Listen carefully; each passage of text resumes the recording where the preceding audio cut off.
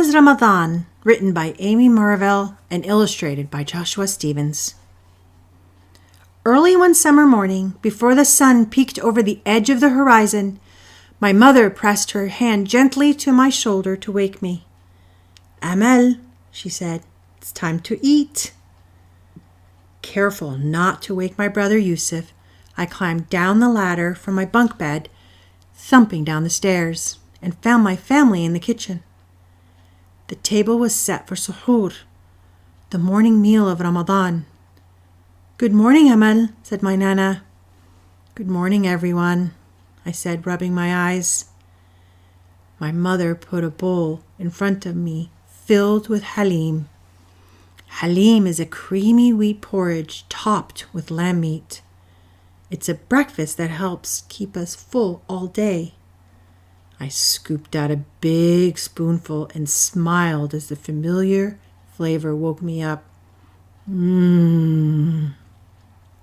During Ramadan, Muslim families like mine don't eat or drink when the sun is in the sky.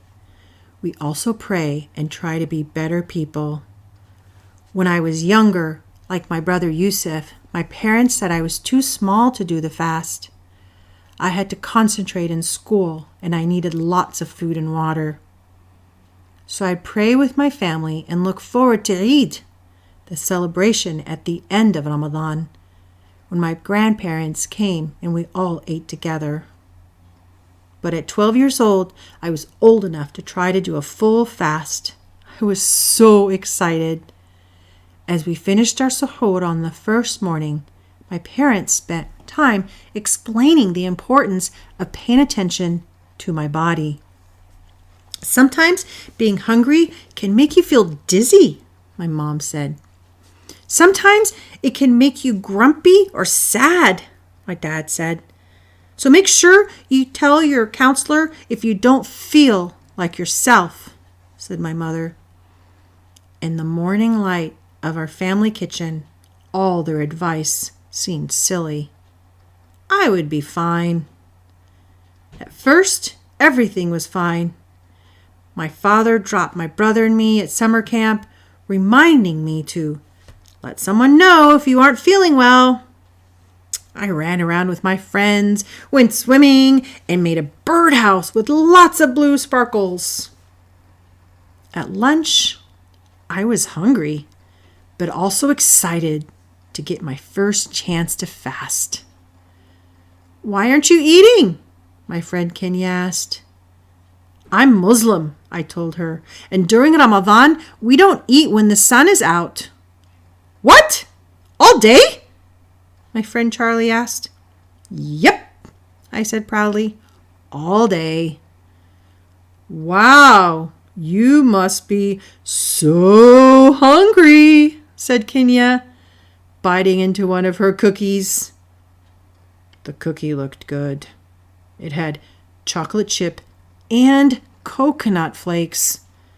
For a second, I really wanted to ask Kenya if I could have one, but then I remembered and felt happy that I didn't ask for a cookie.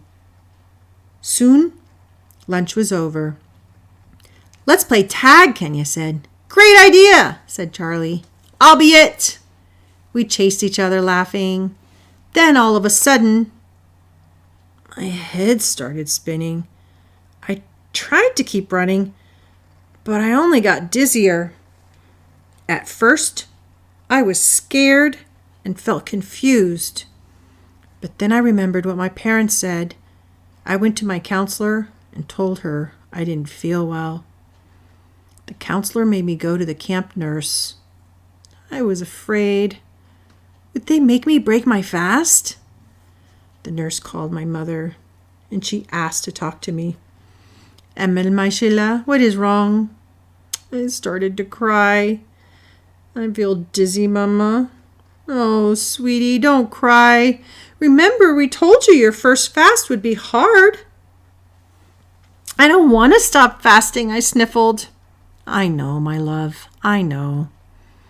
My mother asked the nurse to give me some cranberry juice.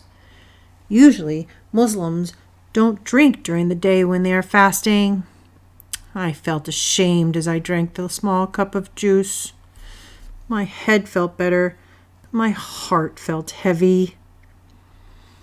That night, my family gathered for iftar, the evening meal during Ramadan. Delightful smells wafted from the kitchen. My nose told me that curry with chickpeas, onion pakoras, pakota pancakes, and lemon rice would soon appear. As the sun set, my parents passed out cups of juice and sweet dates to help us ready our stomachs for food. "Amal, how was your first day of fasting?" my father asked. "He had to drink juice," Yusuf said, his mouth full of dates. I looked down at my lap, trying not to cry. I'd been so sure of myself, but fasting was harder than I thought. "Amal, don't be sad," my noni said kindly. "I had to break my first fast the first time too." You did?" "Me too," my nana said. "Fasting is very hard. The important thing is that you tried and you took care of yourself. You'll get better at it." Before bed that night, my family hugged me close. "We're so proud of you, Amal." "I'm proud of myself too.